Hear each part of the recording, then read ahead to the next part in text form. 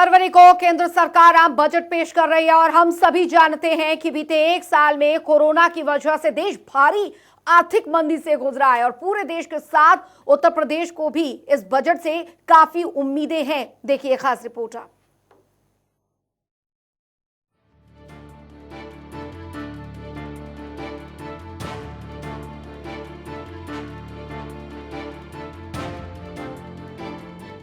इस बार के आम बजट 2021 में वित्त मंत्री निर्मला सीतारमण का जोर कोविड-19 से प्रभावित देश की आर्थिक वृद्धि को गति देने पर रहेगा।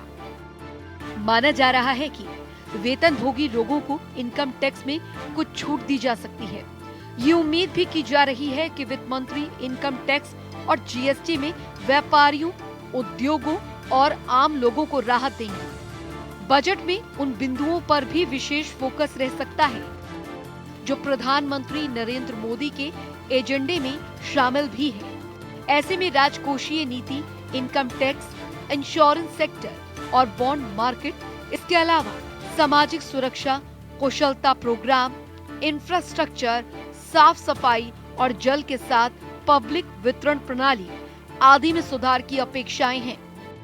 यूपी की बात करें तो वित्त आयोग की संस्तुति के मुताबिक यूपी को सभी राज्यों में वितरित की जाने वाली राशि का 17.959% हिस्सा मिलता था, लेकिन राज्यों की हिस्सेदारी कम हो जाने के कारण यूपी को भी इसका नुकसान उठाना पड़ा। उसका शेयर 0.028% गिरकर 17.93 रह गया। कोरोना और उससे निपटने की तैयारियों में सरकार ने खजाना खोल दिया था, इसीलिए इस बार यूपी अपने हिस्से में ज्यादा कोष की अपेक्षा कर रहा है। तो जब तक हाई स्ट्रीट मार्केट में नहीं लेके आएगा तो जो इंफ्रास्ट्रक्चर कॉस्ट है, जो रेंटल कॉस्ट है, जो ओवरहेड कॉस्ट है, वो कैसे मीटअप होंगी। तो डेफिनेटली ये अभी भी ये एक चिंता का विषय है। और मैं तो ये समझता हूँ कि जैसे हमारे small scale, medium scale enterprises हैं, स्टार्टअप्स हैं, उनको अभी भी उभरने में टाइम लग रहा है। गवर्नमेंट ऑफ इंडिया बहुत मेहनत कर रही है कि उनको फंड्स एलोकेट करने की कोशिश कर रही है कि फंड्स पहुँचें। आर्थिक विशेषज्ञ संजय कटियार ने बताया कि कोरोना काल ने सभी को कई साल पीछे पहुंचा दिया है। प्रदेश को आर्थिक उदारीकरण की जरूरत है। सबसे बड़ी चीज है जो कोरोना काल में देश की इकोनॉमी पीछे चली गई, कम से कम 3 साल पीछे जाने की बात कही जा रही है, 3 से 4 साल। उसको कैसे इम्प्रूव करती हैं और ये उनके लिए बहुत बड़ी चुनौती है।